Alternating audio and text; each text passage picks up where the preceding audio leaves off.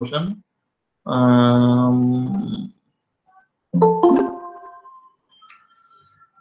কিন্তু এটা মোটামুটি হচ্ছে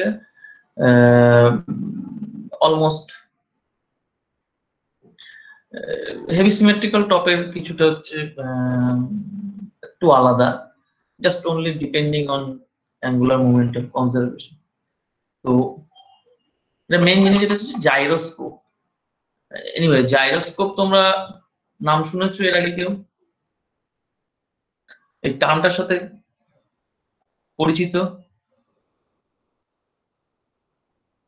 তো বেসিক্যালি জাইরোস্কোপ অর্থ হচ্ছে, যদি মানে এই কথাগুলো বেসিক্যালি গ্রিক ওয়ার্ড থেকে এসছে।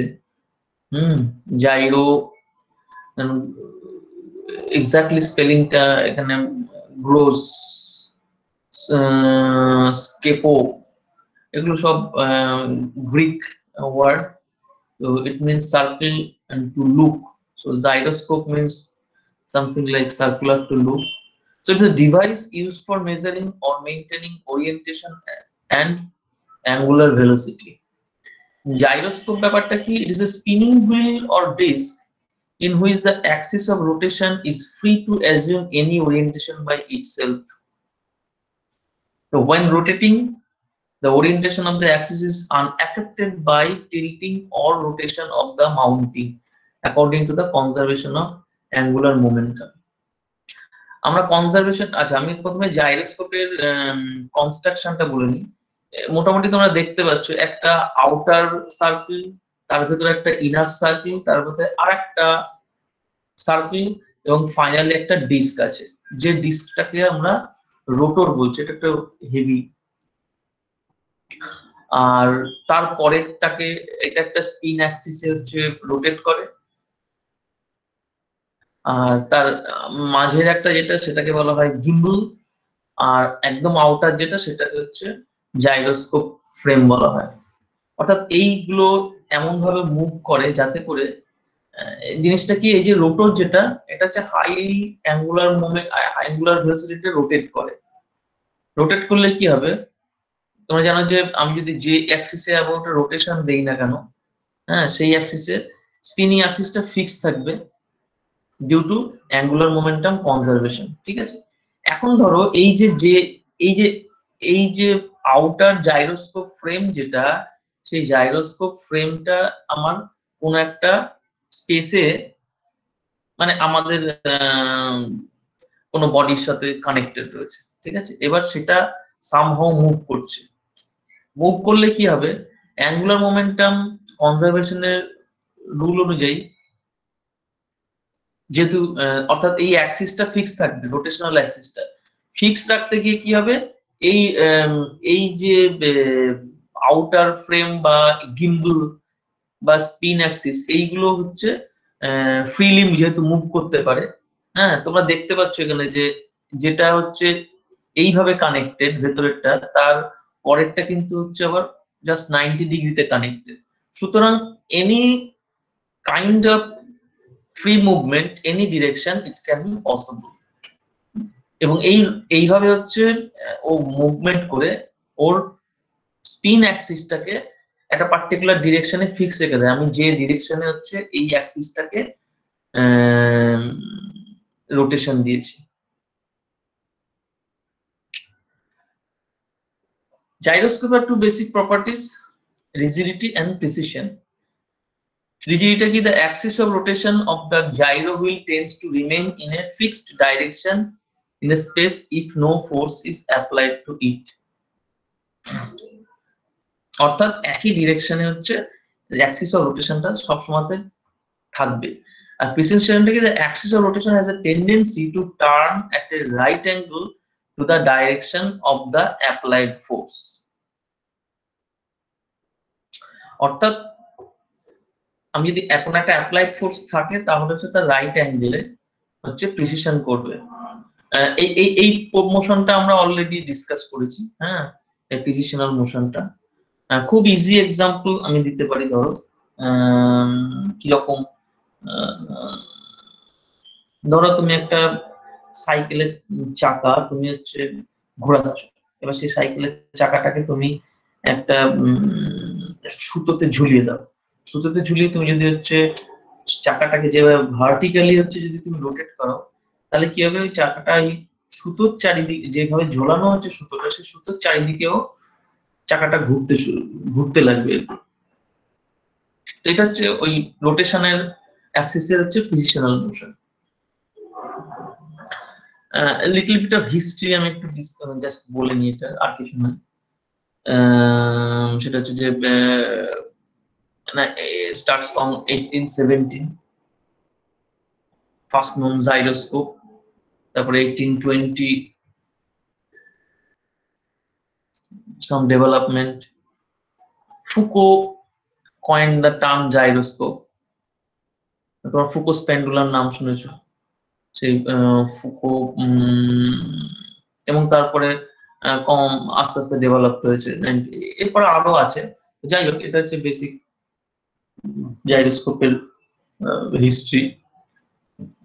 জাইরোস্কোপটা কেন আলাদা করে আমি বলছি, হোয়াই ইজ ইট ইম্পর্টেন্ট, কারণটা হচ্ছে আজকের দিনে জাইরোস্কোপ ইউজ করে দেয়ার আর হিউজ পসিবিলিটি অফ নেভিগেশন বা ট্রান্সপোর্টেশনের ক্ষেত্রে আমরা প্রচুর হচ্ছে সুবিধা পেতে পারি।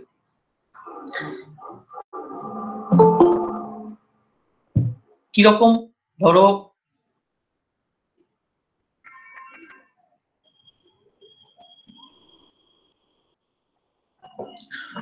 তোমরা জানো ড্রোনটা, তোমরা জানো, দেখেছো, নাম শুনেছো, যে remote control flying devices, helicopter, some hovercraft, some planes etcetera rely on gyroscope to prevent them from flipping over or going to a spin.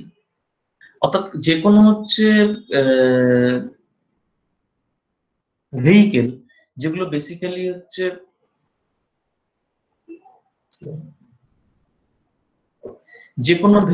যেগুলো basically floating, floating means water অথবা এয়ার, সেক্ষেত্রে সবসময় তো একটা হচ্ছে যেহেতু একদিকে যদি ধরো কাত হয়ে যায়, হ্যাঁ, ঢেউয়ের ধাক্কায়, একটা জাহাজ বা ইয়ে, তো সে তখন সবসময় কি করার চেষ্টা করে, সে হচ্ছে তাকে আমরা চেষ্টা করবো হচ্ছে উল্টো দিকে নিয়ে আসা, তাই তো, যেদিকে কাত হয়ে যাবে সেই দিকে আমরা উল্টো দিকে ফোর্স দিয়ে আমরা চেষ্টা করবো নিয়ে আসা। তো এইখানে এই জাইরোস্কোপ হচ্ছে খুব এফেক্টিভ। অর্থাৎ সবসময় থেকে যদি তুমি জাইরোস্কোপে একটা স্পিন ফিক্স করে দাও একটা পজিশনে, it will always try to fix the spinning axis in the same direction. তাতে করে কি হবে, ব্যালেন্সটা হচ্ছে মেনটেন করবে। তো নেভিগেশন সেরকম হচ্ছে তোমার spacecraft rely on gyroscope for orientation while in space. Aircraft and aircraft autopilot rely on gyroscope to account for changes in direction and altitude. এইটা খুব ভাইটাল। তোমার জাইরোস্কোপ, ধরো আমি নেভিগেশনের ক্ষেত্রে যেটা বলছিলাম, যে সমুদ্রের ভেতরে আগে আমরা কম্পাস, নর্মাল কম্পাস যেটা, সেটা ইউজ করে হচ্ছে নেভিগেশন করা হতো, নর্থ সাউথ ডিরেকশন ঠিক করা হতো। সো আমি যদি হচ্ছে জাইরোস্কোপটাকে এইভাবে, জাইরোস্কোপিং স্পিনিংটাকে আমি এইভাবে ফিক্স করি যে ইট will always direct to the north south position, হ্যাঁ, তো সেই ক্ষেত্রে আমরা যেমনই হোক না কেন আমরা হচ্ছে that will much more better than normal compass, actually magnetic compass. তো gyroscopic compass one of the main application in navigation, I mean যে কোনো নেভিগেশন যেখানে আমার সারফেস ট্রান্সপোর্ট হোক বা হচ্ছে এয়ার নেভিগেশন বা water transport, any kind of. আর একটা খুব ইম্পর্টেন্ট জাইরোস্কোপিক অ্যাপ্লিকেশন, সেটা হচ্ছে যে, হ্যাঁ বলছি যে এই যে জাইরোস্কোপটা যে নর্থ সাউথ ডিরেকশনটা যেটা দেখাবে, সেটা কি ট্রু পজিশন না যেটা অ্যাপারেন্ট পজিশন হয়ে যায় সেটা দেখাবে? না মানে আর্থের তো স্যার দুটো মানে একটা হয় ট্রু নর্থ পোল আর একটা হয় অ্যাপারেন্ট নর্থ পোল, তো আমি বলছি সেটা মানে তুমি কোন নর্থ পোলটা? না, সেটা তো তুমি হচ্ছে আইডেন্টিফাই করতেই পারো। তুমি যেটা চাইছো সেটাকে তুমি আইডেন্টিফাই করতে পারো। তোমার ধরো একটা তুমি ধরো কেউ আম, আহ, বঙ্গোপসাগর থেকে হচ্ছে কলকাতা বন্দর থেকে যাত্রা শুরু করলো, ঠিক আছে। এইবার সে যাবে হচ্ছে আন্দামানে, মাঝখানে এমন কোনো জায়গা নেই, সে পুরোটাই সমুদ্র।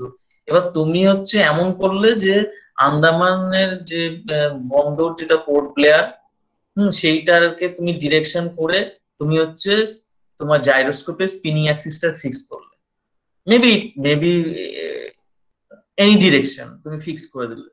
তো তুমি জাইরোস্কোপটা যেভাবে ফিক্স করে, এবার জাহাজ যেমন ভাবেই ঘুরুক না কেন, ওর কিন্তু ডিরেকশনটা ওই পোর্ট ব্লেয়ারের দিকে করা থাকবে। জাহাজ যেমন ভাবেই দুলুক না কেন, ঘুরে যাক না কেন, সেটা এটা এটা ইমেটেরিয়াল যে তোমার নর্থ সাউথ ডিরেকশন কোনটা কি সেই হিসেবে আমি জাস্ট কোম্পানির সাথে একটা কম্পেয়ার করছিলাম, ঠিক আছে, আর কিছু নয়।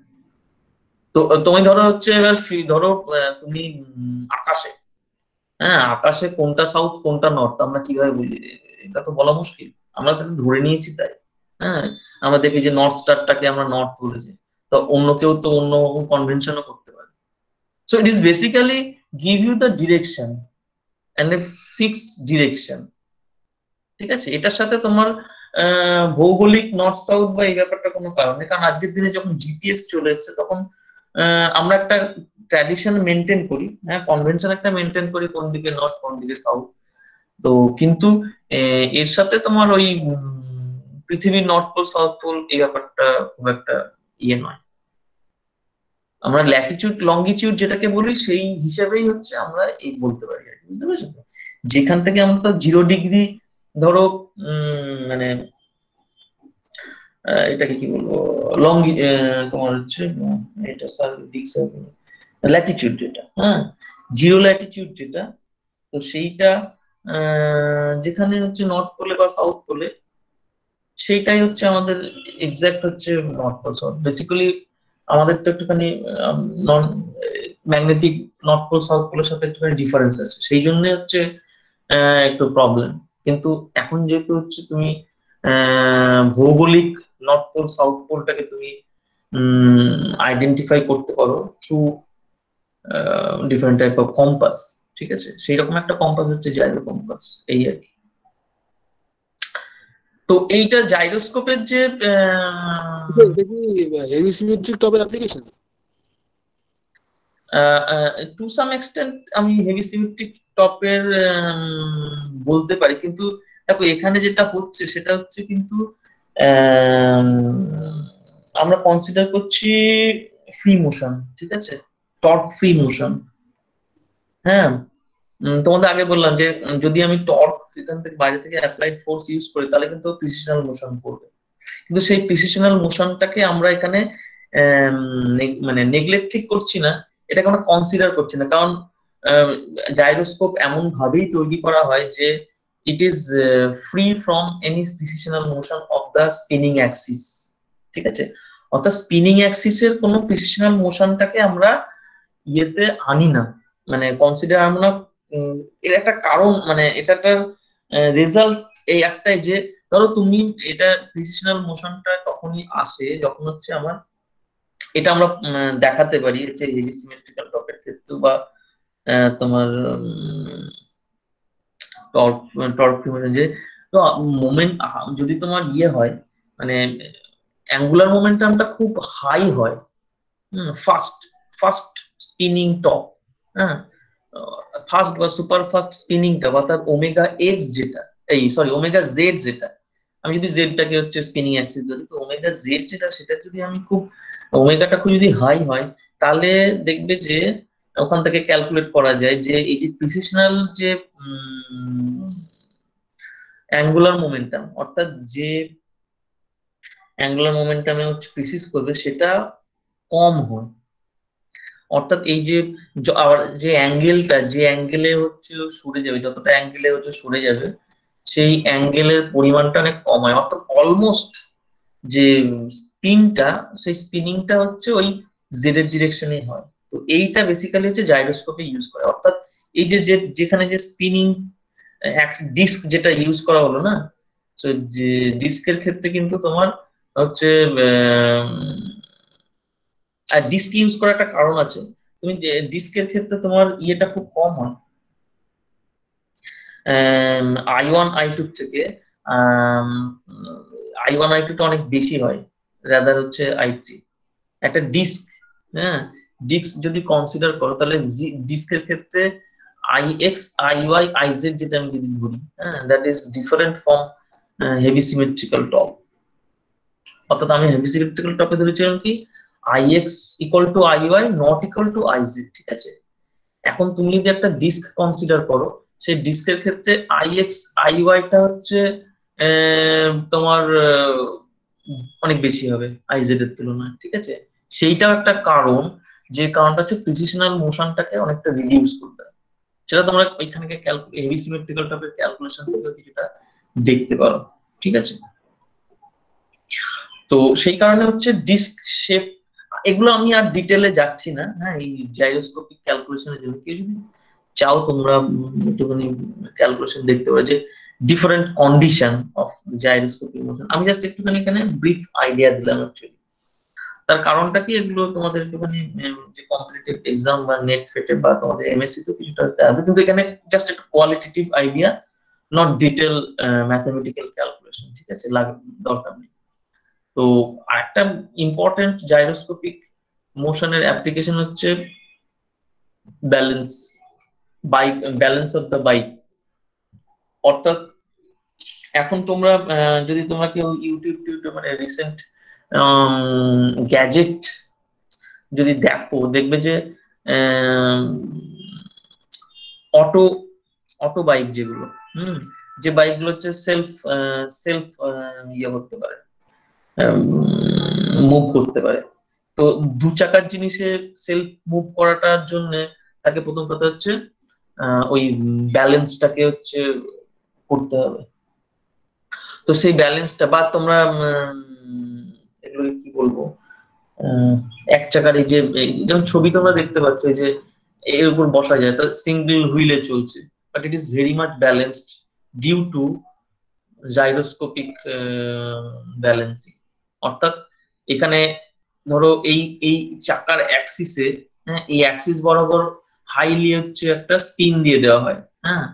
তো চাকার অ্যাক্সিস বরাবর এই স্পিনটা থাকে, যে কারণে যেমনই হোক ইয়ে হোক না কেন, তুমি যেভাবে হচ্ছে কাত হয়ে যাও না কেন, ও কিন্তু তোমাকে কাত হতে দেবে না। ও কিন্তু এই চাকার এই অ্যাক্সিস বরাবর ও স্পিনিংটাকে বজায় রাখবে, যার যে কারণে হচ্ছে ব্যালেন্সটা, অর্থাৎ স্পিনিং অ্যাক্সিসটা always it will be horizontal to the surface, so that you will not get, তুমি ধরো সাইকেল থেকে বা কোনো একটা গাড়ি থেকে পড়ে যাও বা ব্যালেন্সটা কখন ডিসব্যালেন্স হয়ে যায়, তার কাউন্টারে যখন তোমার যে সাইকেলের যে স্পিনিং অ্যাক্সিস যেটা, অর্থাৎ চাকার সাথে পারপেন্ডিকুলার বেসিক্যালি তোমার সারফেসের সাথে হচ্ছে হরাইজন্টাল।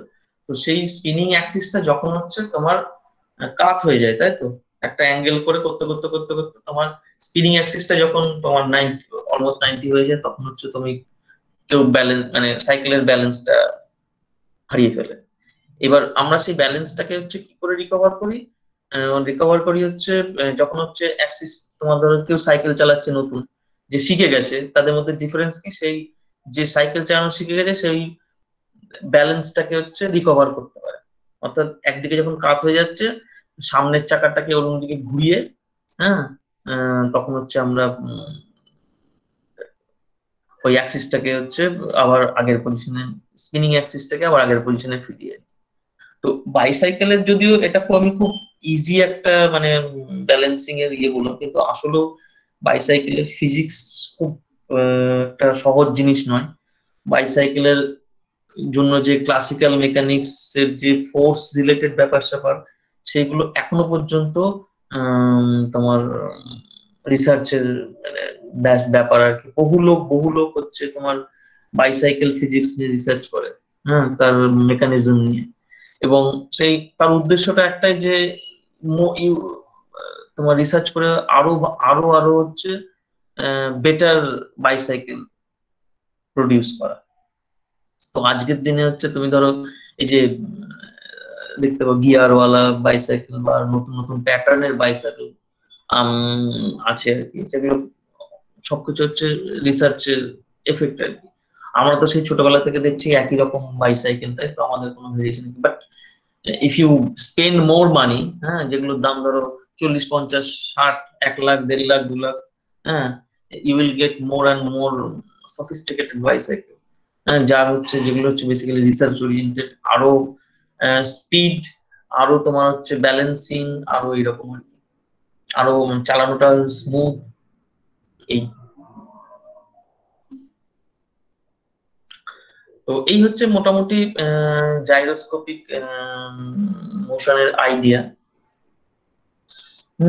নেক্সট আমরা যেটা ডিসকাস করব, এটা একটা অ্যাপ্লিকেশন অথবা একটা বলতে পারি আমি করোলারি, বা হচ্ছে তোমার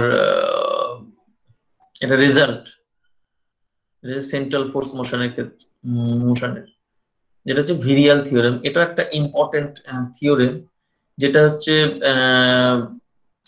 ইউজ হয় for the system of particles both in classical physics and quantum physics. So viral theorem is useful when considering a collection of many particles as a special importance to central force motion. কিরকম, যখন তোমার হচ্ছে একটা system of particle রয়েছে, ঠিক আছে, system particle কিরকম ব্যাপার, ধরো আমি এই সোলার সিস্টেম নিয়েছি, সেই সোলার সিস্টেমে আমার 9খানা, আমার 8খানা হচ্ছে তোমার প্ল্যানেট রয়েছে, ঠিক আছে, দেয়ার 8 প্ল্যানেটস। তো কিন্তু এবার তাদের ক্ষেত্রে আমি যখন ক্যালকুলেশন করছি, আমার সানটাকে হচ্ছে সেন্টার অফ ফোর্স ধরে নিচ্ছি, তাই তো। কিন্তু এই সিস্টেমটাকে তো সান, কিন্তু সানই তো আর বিশ্ব ব্রহ্মাণ্ডের কেন্দ্র নয়। এবার ধরো সানটা কি, তোমরা জানো যে আমাদের যে গ্যালাক্সি আছে, গ্যালাক্সি মানে the collection of stars.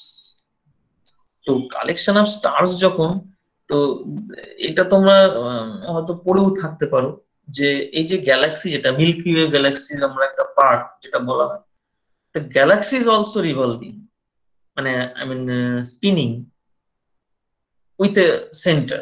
Spinning মানেই হচ্ছে তার একটা সেন্টার থাকবে। তো এইটা হচ্ছে হিউজ কালেকশন অফ স্টার্স, দ্বারা হচ্ছে আবার মানে সূর্যটাও অ্যাজ ইফ একটা সেন্টার করে রোটেট করছে। তাহলে যে huge collection of star, they are system of particles, they have one centre of force. গ্যালাক্সির সেন্টারটাকে একটা সেন্টার অফ ফোর্স ধরি। তো সেক্ষেত্রে হচ্ছে আমাদের সিস্টেম অফ পার্টিকেলের ক্ষেত্রে যখন সেন্টার অফ ফোর্সটা ইউজ করবো, তখন আমরা এখানে তো তোমার একটা স্ট্যাটিক মানে নাম্বার অফ পার্টিকেল যখন প্রচুর প্রচুর হয়ে যাচ্ছে, তখন আমার তো ইন্ডিভিজুয়াল পার্টিকেল ধরে আমরা ক্যালকুলেট করতে পারি না। আমরা তখন যেটা two body system, one body system থেকে টু বডি সিস্টেম ধরে করেছিলাম সেন্টার অফ ফোর্সের ক্ষেত্রে। তো এটার একটা জেনারেলাইজেশন যেটা করা হয়, এবং জাস্ট একটা অন্য ফরম্যাটে, যেটাকে বলা হচ্ছে ভিরিয়াল থিওরেম। এখানে কিছু কনস্ট্যান্ট কনস্ট্যান্ট ধরে নেওয়া হয়, কিছু একটা এখানে কিছু আলাদা তোমার কি বলবো প্যারামিটার আমরা ধরে হচ্ছে কাজ করি। সেই প্যারামিটারটা কি, for general system of mass points with position vector ri and applied force fi, আমরা ধরে নিচ্ছি একটা স্কেলার প্রোডাক্ট জি। জিটাকে আমরা একটা ডিফাইন করছি, G equal to sum over P I dot R I, ঠিক আছে। কারণ এইখানে এই যে I, I is the number of particle, অর্থাৎ এখানে অসংখ্য পার্টিকেল আছে, তাদের আমি সম্মিলিত হচ্ছে মোমেন্টাম ডট পজিশনের একটা টোটাল সামটাকে আমি ধরেছি। অর্থাৎ যখন আমি একটা সিস্টেম নিয়ে কনসিডার করছি, সেই সিস্টেমটা একটা সেন্টার অফ ফোর্সের মোশনে রয়েছে, তার আমি হচ্ছে একটা স্কেলার প্রোডাক্ট কনসিডার করছি, যেটা হচ্ছে এই মোমেন্টাম আর পজিশন, ইন্ডিভিজুয়াল মোমেন্টাম পজিশন, তাদের হচ্ছে সামেশন। এখন এটাকে আমি যদি তার জাস্ট আমি টাইমের উপর, জি স্কেলারটা হচ্ছে টাইমের উপর আমি যদি হচ্ছে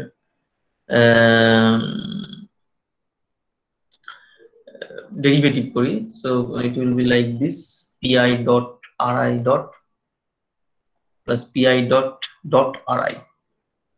এখন পিআই ডট আর আই, এটাকে আমি হচ্ছে লিখতে পারি এইভাবে, m r i dot R i, which is basically m sum over all the kinetic energy. So it is basically 2 into T, is total kinetic energy of the system. Sorry.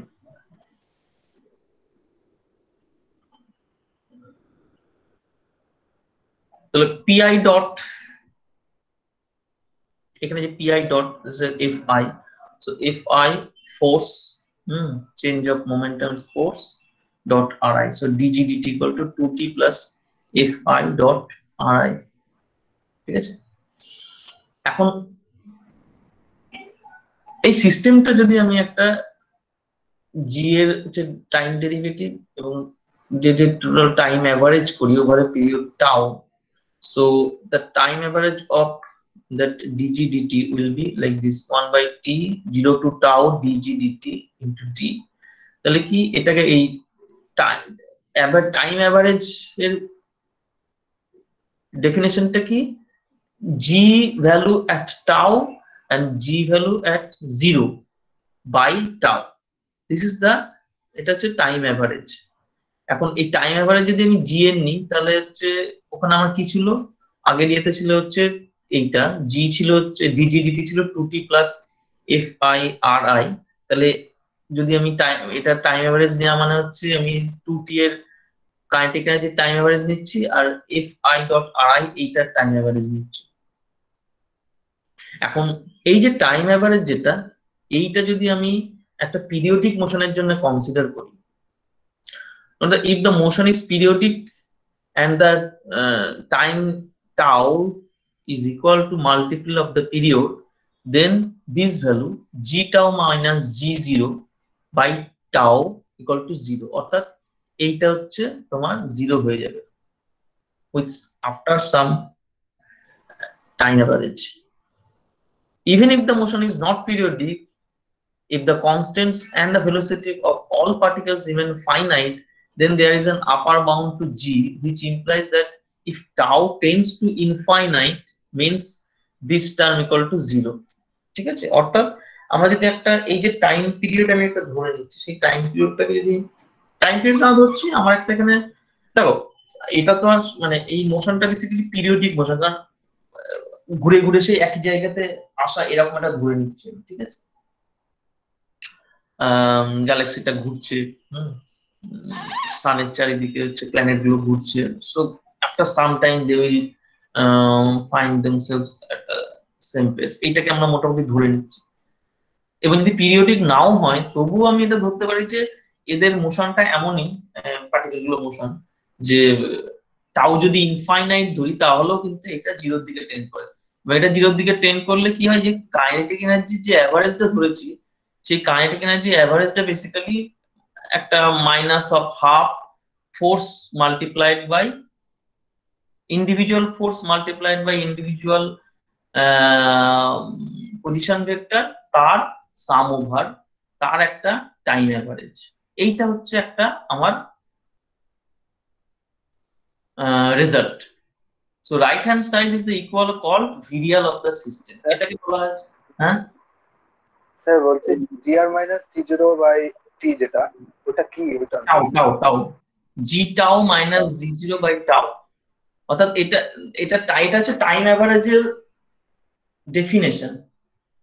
ঠিক আছে, তুমি যে কোনো অ্যাভারেজের, আমি এইটা নিচ্ছি হচ্ছে টাউ, এক টাউ হচ্ছে জি এর ভ্যালু আর 0 তে জি এর ভ্যালু বাই টাউ, এটা হচ্ছে টাইম অ্যাভারেজের এই যে এইটা যেটা 0 to tau dg dt into dt, হ্যাঁ 1 বাই টি, এই যে যেটা এইটার বেসিক্যালি আমি এইভাবে লিখতে পারি।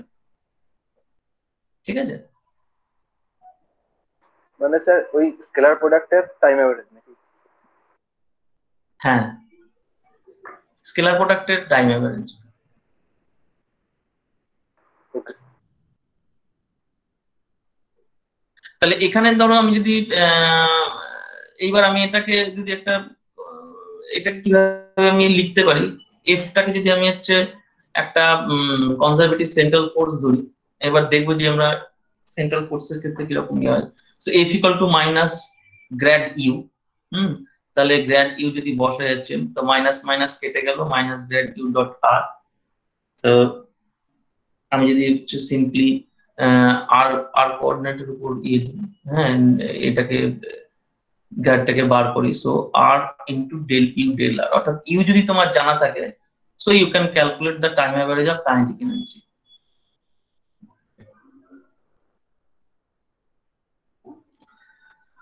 তাহলে আমরা জানি অলরেডি যে ফর এক্সাম্পল আমরা একটা ধরে নিচ্ছি potential of the form k r n plus one, ঠিক আছে। তাহলে ফোর্সটা কি হবে minus k n plus one r to the power n, simply f equal to যেহেতু গ্র্যাড মাইনাস গ্র্যাড ইউ, তাহলে r into del you del r হবে হচ্ছে এন প্লাস ওয়ান ইউ। এটা তোমরা জাস্ট ইউটাকে বসিয়ে দিলে হবে।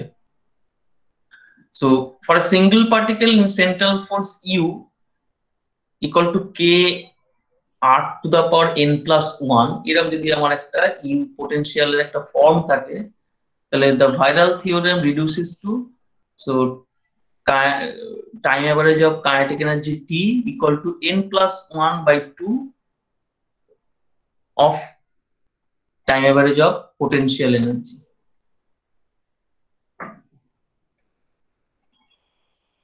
এবার এনটা আমি ধরো 1 হয়, তুমি ধরো জানো যে হুকস ল এর ক্ষেত্রে হুকস লটা একটা central force, u equal to k x square তোমরা জানো। তো সেখানে এনটা কি, এনটা হচ্ছে 1, তাই তো এন ধরলে আর স্কয়ার হয়। সো এন ইকুয়াল টু 1, তাহলে এন যদি আমি 1 বসাই 1 প্লাস 1 2, 2 বাই 2 কেটে গেল। So kinetic energy time average of kinetic energy equal to time average of potential energy. So এটা তোমরা অলরেডি করেছো, যেটা আমরা আবার ফেরত পেলাম। তোমরা এটা হাই সেকেন্ডারিতে করেছো যে তুমি যদি kinetic energy time average calculate করো, that will be equal to the time average of potential energy.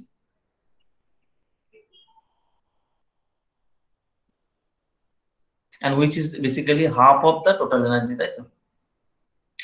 R inverse square ল এর ক্ষেত্রে কি হবে, n ইকুয়াল টু মাইনাস 2, ঠিক আছে। অর্থাৎ তুমি এখানে বসাও n ইকুয়াল টু মাইনাস 2 বসালে ইউটা হয় k বাই r।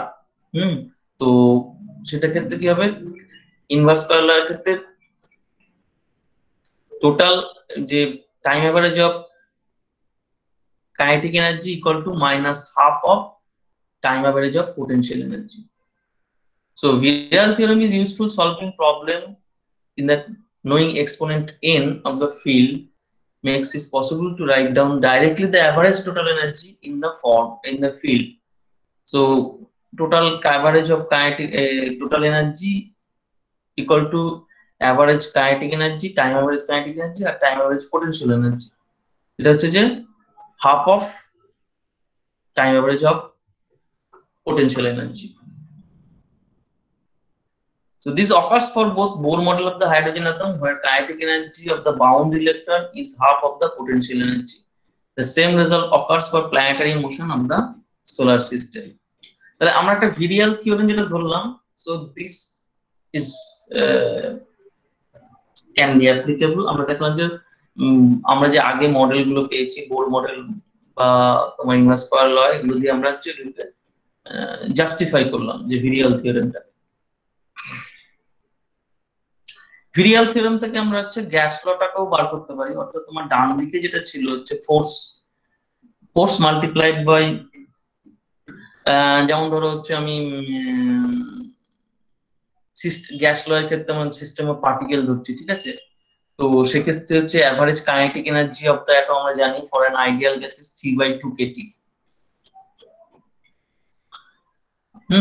তো virial theorem deals with the average properties and application of statistical mechanics also. তাহলে 3/2 kT আমরা কাইনেটিক এনার্জি জানি। তো average total kinetic energy of n atoms, হ্যাঁ, যদি number of অ্যাটমসটা n হয়, সো 3/2 n kT, ঠিক আছে। এবং আমার ওখানে যে রাইট হ্যান্ড সাইডে এইটা ছিল minus half of fi dot ri, ঠিক আছে। এই fi ডট ri টাকে আমরা এখন ক্যালকুলেট করব কিভাবে, যে এই ফোর্স যেটা কি হয়, ফোর্সটা অ্যাকচুয়ালি কি, তোমার অ্যাটম গুলো তো ওয়ালে ধাক্কা মারছে, তাহলে নেট যে চেঞ্জ যেটা ফোর্সের DFI সেটা হচ্ছে মাইনাস এন হ্যাট এই প্রেসার ইনটু ডিএ হচ্ছে এরিয়া, যে এই ওয়ালের উপর যে ডিএ এরিয়ার উপর ও যেটা হচ্ছে প্রেসারটা এক্সিস্ট করছে। The pressure PE is the force per unit area and thus the instantaneous force on an area of the wall DA is DFI equal to minus n hat capital P into DA, where n designate the unit vector normal to the surface. তাহলে virial theorem যে আমি যখন হচ্ছে এই summation আর average over নেব, so basically it will B integration over n dot ri into dA।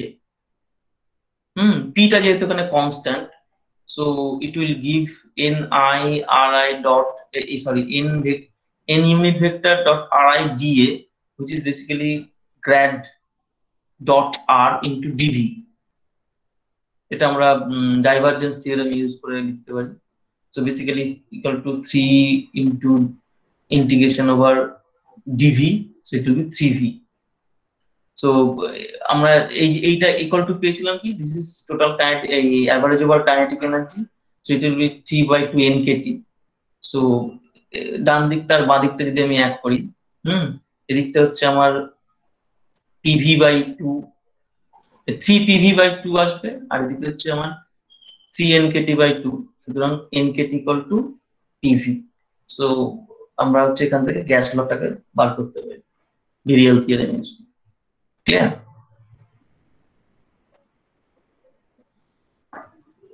যেটা বলছিলাম যে এখানে গ্যালাক্সির ক্ষেত্রে, হ্যাঁ, আমরা এখানে গ্যালাক্সির মাস বার করতে পারি ইউজিং দ্য ভিরিয়াল থিওরেম। কি হবে, যেমন ধরো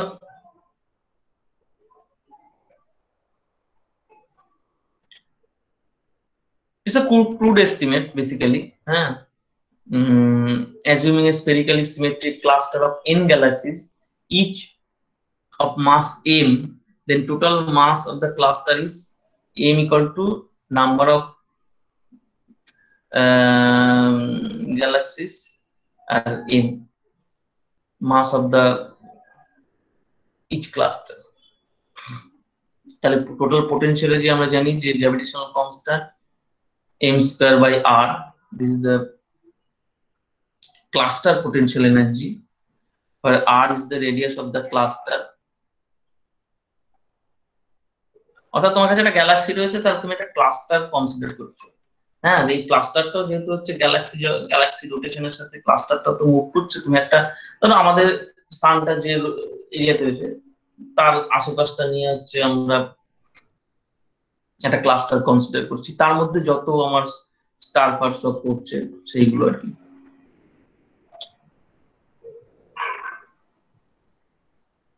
তো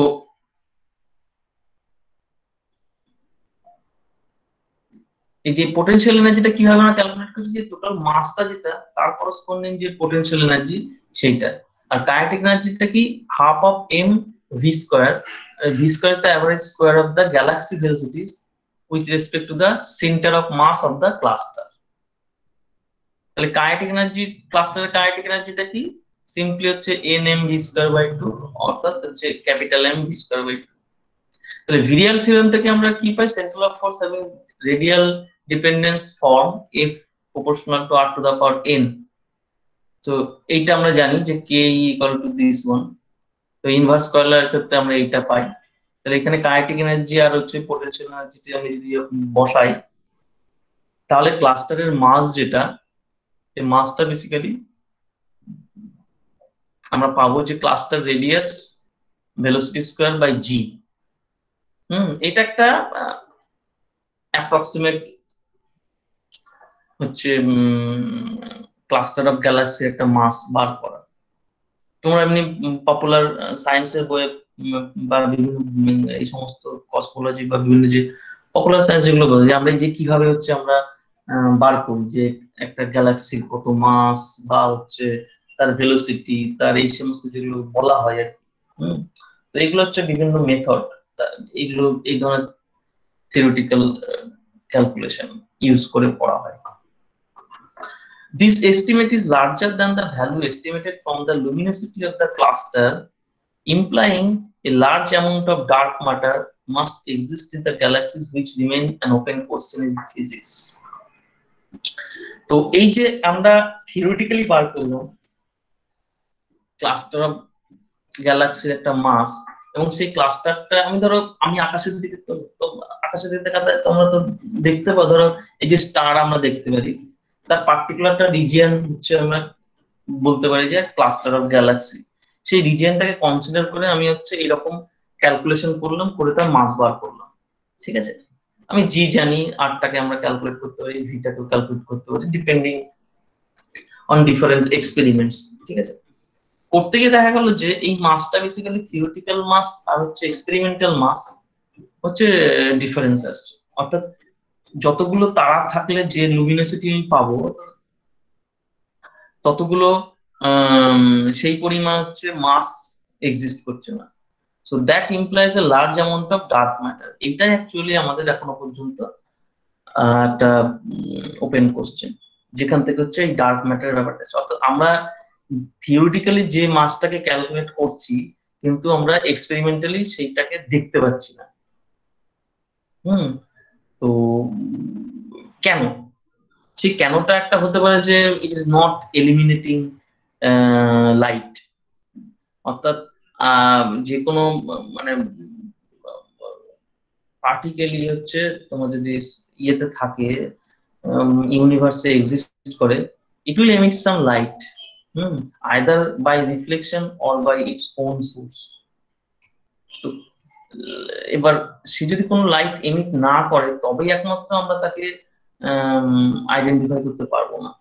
মানে শুধু লাইট বলে নয়, এনি টাইপ অফ রেডিয়েশন। আমাদের এখন হচ্ছে অনেক এক্সপেরিমেন্টাল ইমপ্রুভমেন্ট হয়েছে, যেখান থেকে আমরা হচ্ছে তোমার শুধু লাইট নয়, আরো অন্যান্য মানে এক্স রে বলো, ইনফ্রারেড বলো, অন্যান্য হচ্ছে রেডিয়েশন আমরা হচ্ছে কালেক্ট করতে পারি। বাট অল দ্যাট রেডিয়েশন আমরা এখন অল অ্যাকুমুলেশন আমাদের ডাটা যদি নিয়ে দেখবো যে still there is something call dark matter, অর্থাৎ matter which is basically not luminous, the dark, no any kind of radiation is coming out from that matter. তো এইটা হ্যালো স্যার। হ্যাঁ sir বলছি কি ব্ল্যাক হোল কি dark ম্যাটারের মধ্যে পড়ে? Black hole black hole one of the